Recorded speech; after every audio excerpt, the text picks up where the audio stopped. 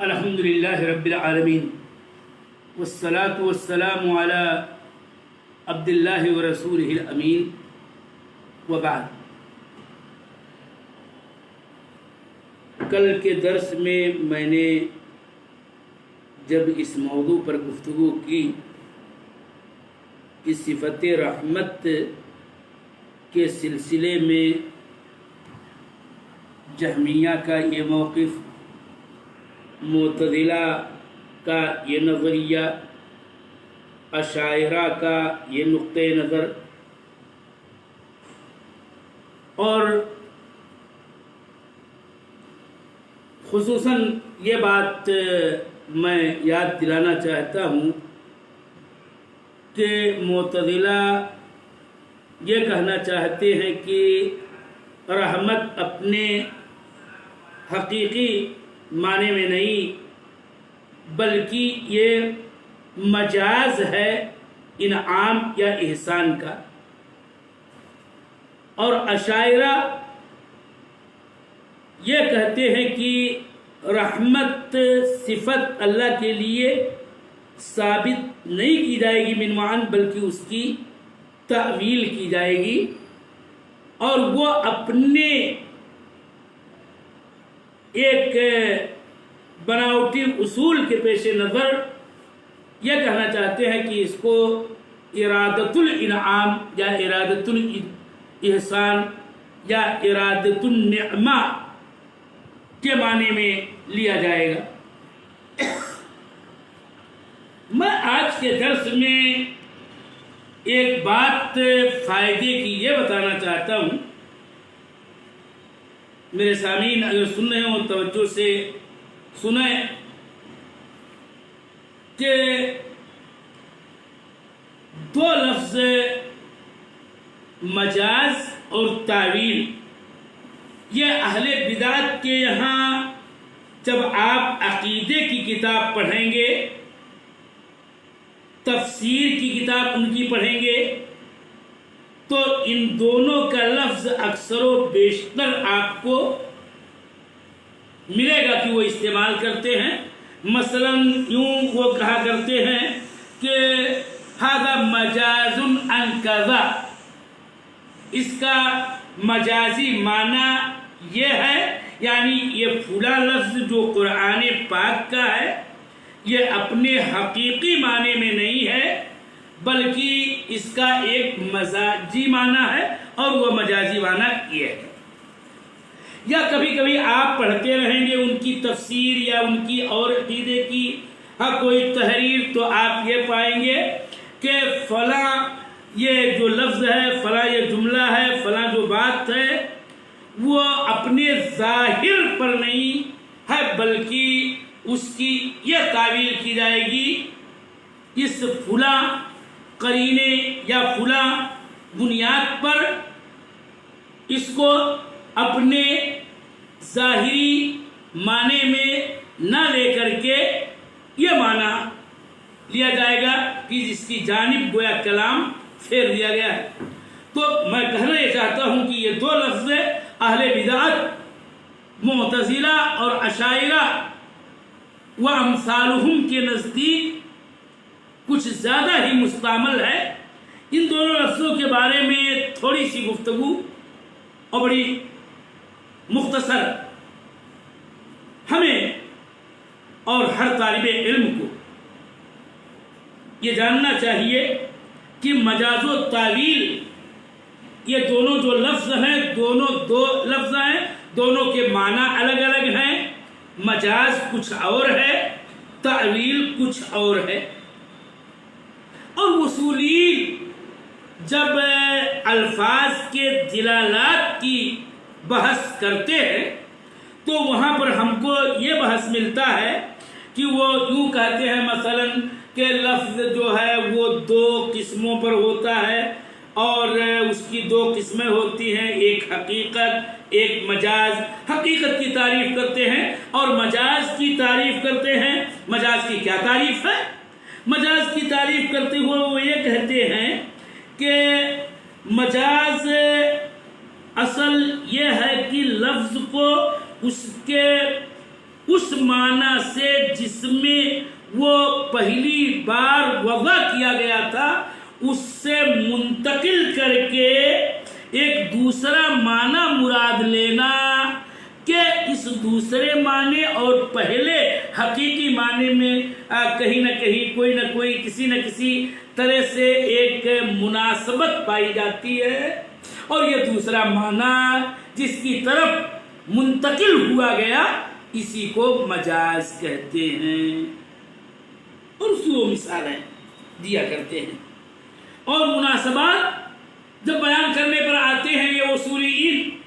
تو کئی مناسبتیں بیان کرتے ہیں، حتیٰ کہ بعضوں نے تو 20 اور 20 سے زائد مناسبتیں ذکر کی ہیں، کہ مثلا اس فلاں مناسبت کے ناطے سے یہ لفظ اپنے حقیقی معنی میں نہیں ہے بلکہ اس سے منتقل ہو کر کے اس مناسبت کے ناطے سے دوسرے معنی میں استعمال ہے، اور اسی کو وہ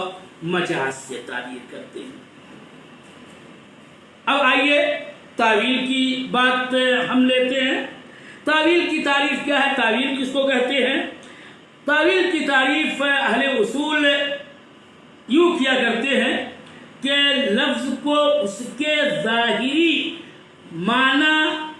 جس کی طرف ذہن فوری منتقل ہوتا ہے اس سے پھیر کر کے ایک ایسا معنی مراد لینا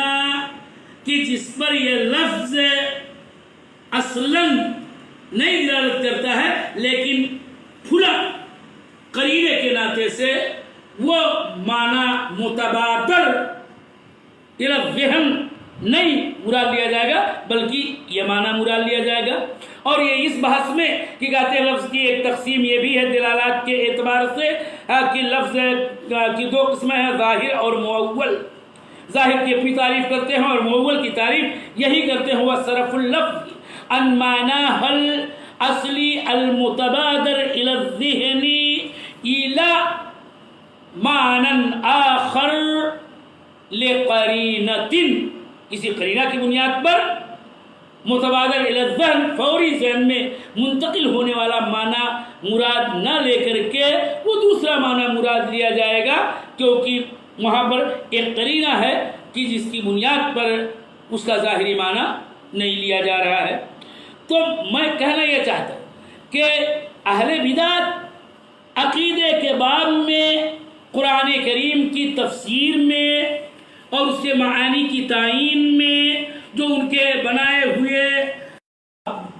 زیغ و ضلال پر مبنی اصولوں اور نظریات کی بنیاد پر جب متصادم ہوتا ہے کوئی قرآنی لفظ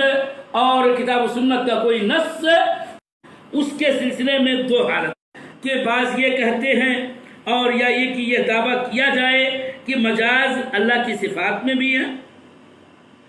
اگر ایسا کوئی کہتا ہے اور یہ دعویٰ کرتا ہے کہ اللہ کی کہتے ہیں کہ اصل میں مجاز آیات صفات میں نہیں، نہ ان آیات میں جو غیبیات سے بحث کرتی ہیں بلکہ اس کے علاوہ بقیہ قرآن کی آیتوں میں مجاز سلف صالحین صحابہ تابعین اور ائمہ مرضیین کے نزدیک اس کا کوئی وجود نہیں ملتا ہے۔ یہ در حقیقت معتزلہ کے محدثات اور مبتدعات، اور انہوں نے یہ اصطلاح بنائی کہ یہ فلاں لفظ اپنے میں یہ آتا ہے کہ کیا لغت، کیا وہ اصطلاحی ہے، اس کے معانی و مدلولات کی بات جہاں تک ہے، کیا خود زبان لغت من حیث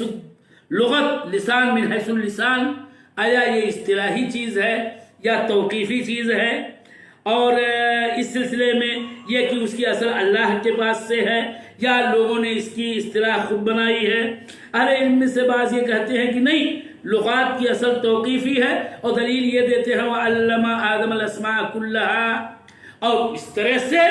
اللہ جل وعلا کی صفات والی جو نصوص اور آیات ہیں اور ان میں جو الفاظ استعمال ہیں وہ حقیقت میں توقیفی ہیں، اور انہی میں سے ہیں جن کو اللہ جل وعلا نے سکھایا تھا، اور اس طرح سے تمام کے تمام الفاظ قرآنی یہ حقیقت ہیں اور اس میں مجاز کا کوئی گزر نہیں ہے، اور یہی محققین اور بالخصوص اہل سنت والجماعت کے ادبا اہل لغت بھی اسی بات کے قائل ہیں کہ عربی زبان پوری کی پوری حقیقت ہے، اس میں مجاز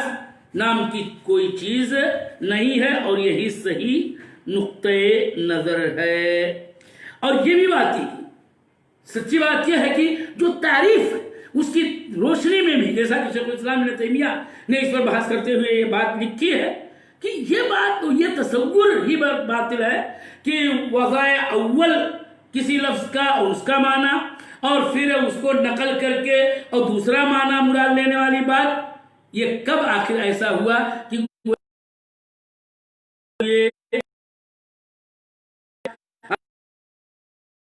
کرنے کے لیے اجماع انہوں نے کیا، اور پھر یہ کہ پھر دوسرے کسی لفظ منتقل کرنے کی ان کا کوئی دعوت کر کے اور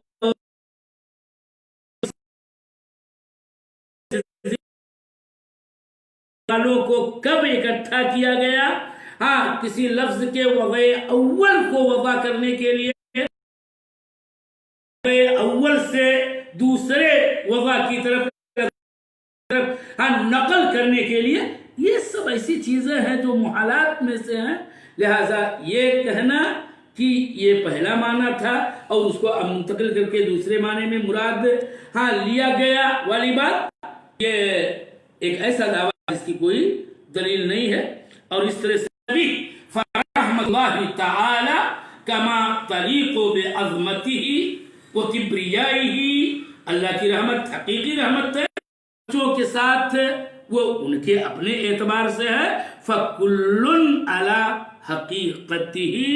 ہر ایک اپنے